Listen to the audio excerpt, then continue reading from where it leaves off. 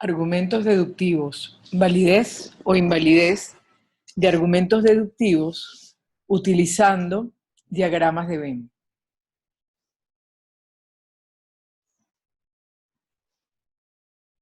Dado un argumento deductivo, la pregunta que nos hacemos es cómo reconocer si ese argumento es válido o inválido. Comencemos recordando que en todo argumento deductivo, las premisas que asumimos como verdaderas proporcionan el fundamento suficiente para la verdad de la conclusión. Esa es la definición de un argumento deductivo. Por lo tanto, un argumento deductivo es válido si las premisas de ser verdaderas proporcionan las bases concluyentes para la verdad de la conclusión. Bien, nosotros vamos a utilizar un esquema de trabajo que nos va a permitir determinar la validez o invalidez de argumentos deductivos. El esquema consiste en varios pasos. El primero es reconocer las premisas y la conclusión del argumento. Hay que tener en cuenta que los argumentos con los que vamos a trabajar son argumentos que están escritos con predicados. Bien.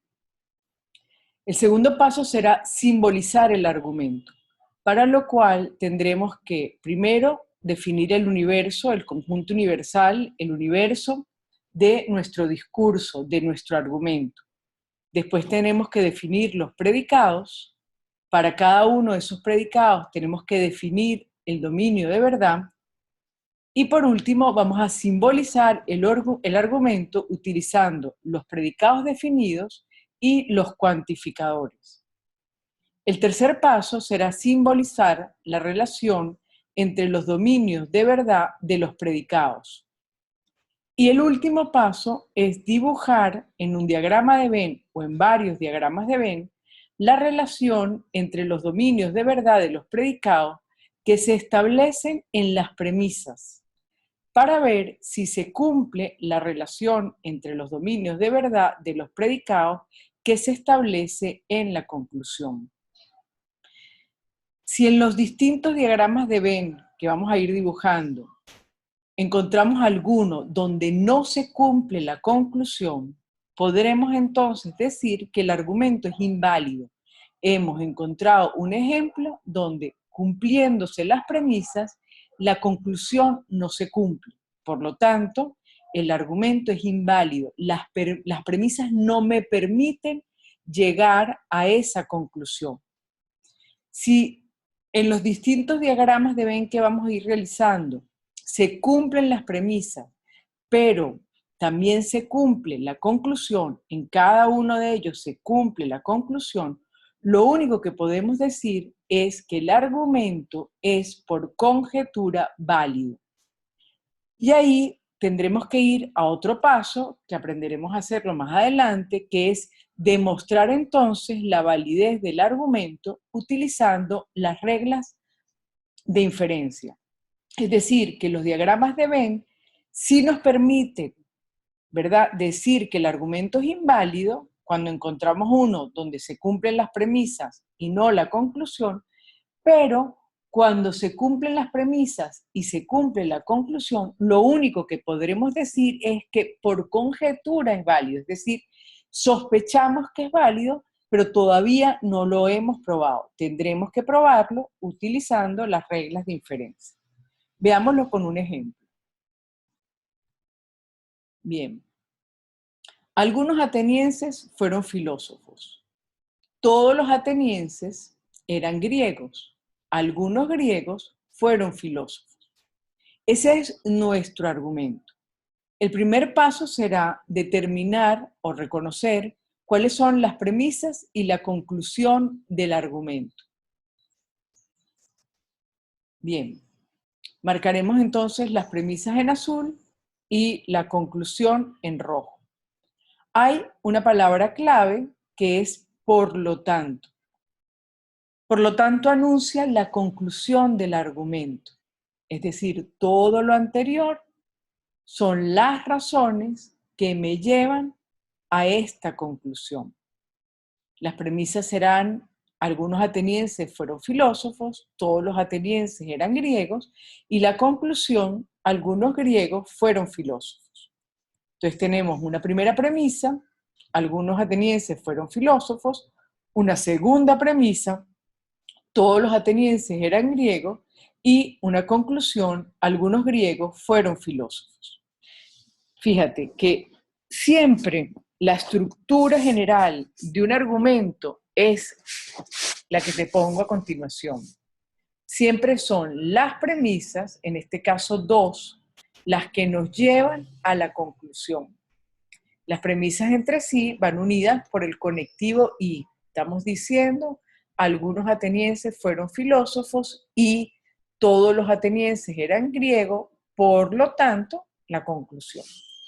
Es decir, que si el argumento hubiese estado redactado de manera distinta, por ejemplo, presentándonos primero la conclusión y luego las premisas, como por ejemplo así, la estructura del argumento sería exactamente esta. Fíjate que aquí tienes: algunos griegos fueron filósofos, porque algunos atenienses fueron filósofos y todos los atenienses eran griegos. La conclusión es lo primero que está dicho acá. ¿Por qué me avisa de que lo que viene a continuación son las premisas? Pero la estructura sería la misma. Son las premisas siempre las que nos llevan a la conclusión. Bien, determinadas entonces la premisa y la conclusión, vamos a simbolizar el argumento.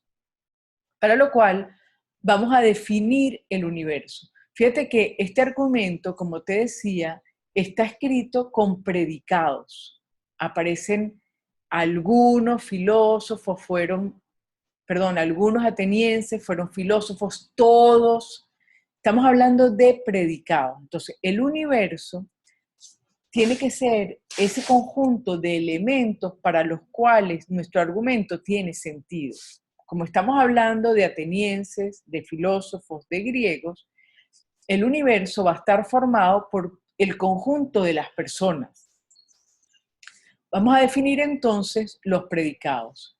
¿Qué estamos diciendo? ¿Qué estamos predicando de esas personas? Estamos predicando, por un lado, que eran atenienses; por otro lado, que eran filósofos; por otro lado, que eran griegos. Tenemos tres predicados. A de X, X, acuérdate que es cualquier elemento del universo. X era ateniense, F de X, X era filósofo, G de X, X era griego. A cada uno de estos predicados le corresponde un conjunto que es el que llamamos dominio de verdad. El dominio de verdad son los elementos del conjunto universal, es decir, del dominio del argumento, para los cuales, si yo los sustituyo en este predicado, por ejemplo, hacen que se convierta en una proposición verdadera. Fíjate que aquí hay personas que de hecho son atenienses.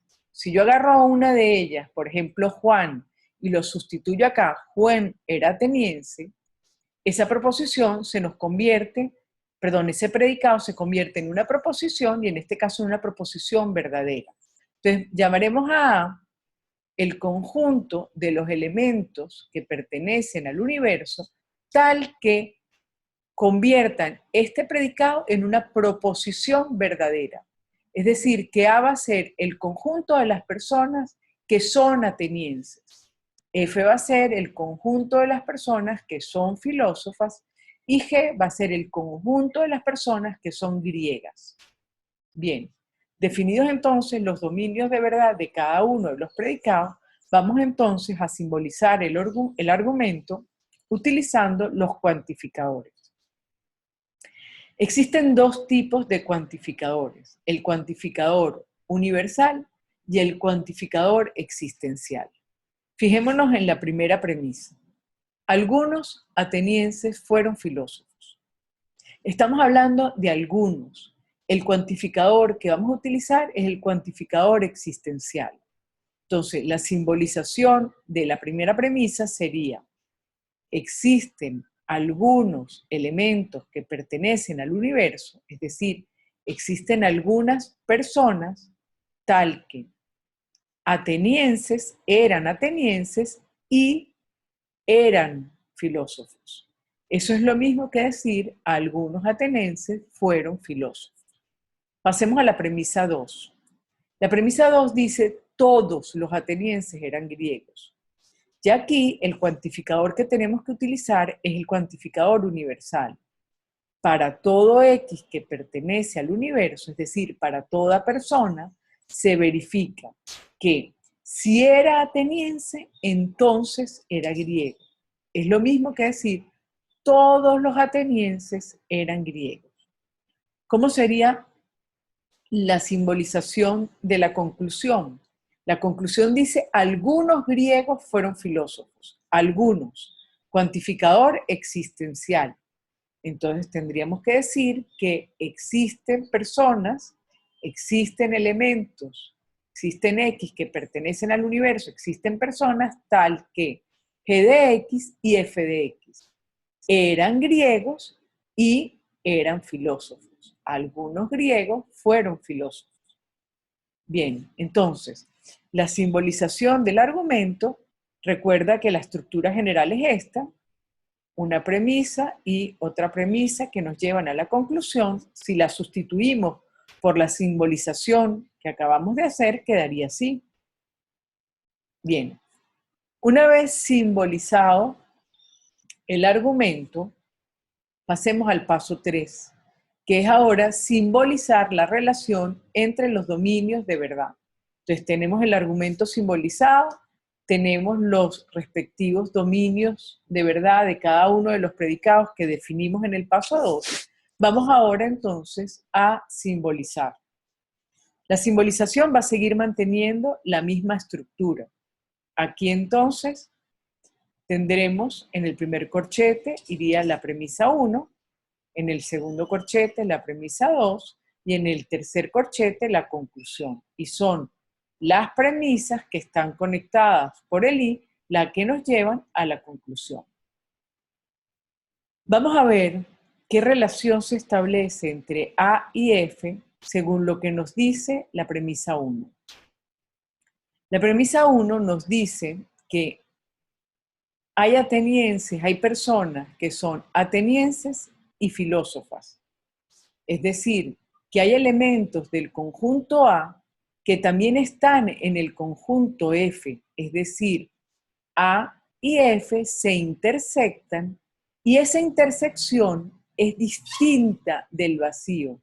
Que sea distinta del vacío quiere decir que existen elementos del universo que están aquí, que son atenienses y filósofos a la vez. Veamos cuál es la relación que se establece entre A y G según la segunda premisa. Nos dice que todos los atenienses son griegos, es decir, que el conjunto de los atenienses estará entonces incluido en el conjunto de los griegos. Por último, veamos la relación que se establece en la conclusión entre G y F. Nos dicen que existen algunos elementos del universo que son griegos y filósofos a la vez, es decir, G y F, el conjunto de los filósofos y el conjunto de los griegos, se intersectan y su intersección es distinta del vacío. Una vez que hemos conseguido simbolizar la relación entre los dominios de verdad, pasamos entonces a el cuarto paso. Bien, se trata ahora de dibujar en un diagrama de Venn o en varios la relación entre los dominios de verdad de los predicados que se establecen en las premisas, para luego ver si se cumple la relación entre los dominios de verdad de los predicados que se establece en la conclusión. Bien, tenemos aquí la simbolización del argumento y la simbolización entre los dominios de verdad. Dibujemos primero el universo, nuestro conjunto universal. Dentro de él dibujemos el conjunto A que aparece tanto en la premisa 1 como en la premisa 2. ¿Qué nos dice la premisa 1? Que A se intersecta con F, es decir, el conjunto F tendrá que estar aquí para que A y F se intersecten. Existan una serie de elementos de U que están en la intersección y esa es la parte sombreada. Esta sería el gráfico, el dibujo, el diagrama de la primera premisa. Dibujemos ahora la segunda premisa. El conjunto A, que está aquí, tiene que estar incluido en el conjunto B. Tiene que ser un subconjunto del conjunto G. Como te podrás dar cuenta, G puede estar en varios lugares. Un lugar sería este, ¿verdad? G entonces estaría conteniendo a el conjunto A, o el conjunto A sería un subconjunto de G. Ya hemos dibujado, como te podrás dar cuenta, la primera y la segunda premisa. Entonces, lo que tenemos que hacer es ver si se cumple la conclusión. Fíjate que la conclusión no se dibuja, la conclusión se mira si se cumple en el dibujo de las premisas. Ok, ¿qué dice la conclusión? Que la intersección de G y F tiene elementos, ¿ok? Es distinta del vacío. Vamos a utilizar el marcador y vamos a sombrear la intersección de G y F. Esa intersección sería más o menos lo que estoy tratando de sombrear aquí. Bien, como te puedes dar cuenta, dentro de este conjunto, que es la intersección de G y F, existen elementos, porque lo sombreado en azul ya sabíamos por la premisa 1 que ahí hay elementos. Por lo tanto, tenemos la seguridad que la intersección de G y F es distinta del vacío. Hay elementos en ella. Por lo tanto, la conclusión se cumple. Bien, eso nos hace sospechar que el argumento es válido.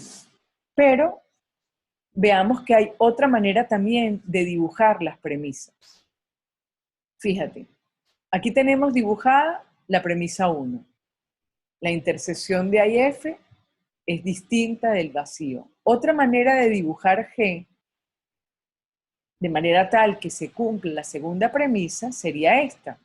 G sería este conjunto más grande que, como dice la premisa 2, contiene a A. Veamos si en esta nueva manera de dibujar las premisas se cumple o no la conclusión. En este caso, la intersección de G y F es todo el conjunto F, que lo estoy tratando de sombrear en rojo. Fíjate lo siguiente, dentro de este conjunto, que es la intersección de F y G, está nuestra parte sombreada, es decir, hay elementos ahí. Por lo tanto, tengo la seguridad que la intersección del conjunto F y el conjunto G es distinto del vacío. Tiene elementos. Por lo tanto, también me doy cuenta que en esta manera de dibujar las premisas también se está cumpliendo la conclusión. Como no se me ocurren distintas maneras de dibujar las premisas, sino estas dos, la que primero hicimos y la que acabamos de hacer ahora, y en ambas se cumple la conclusión, ¿qué puedo decir entonces? Que este argumento, por conjetura, es válido. No lo he demostrado, es simplemente mostrado a través de distintos ejemplos la validez del argumento. Para demostrarlo, tendremos que utilizar las reglas de inferencia que las aprenderemos a utilizar más adelante.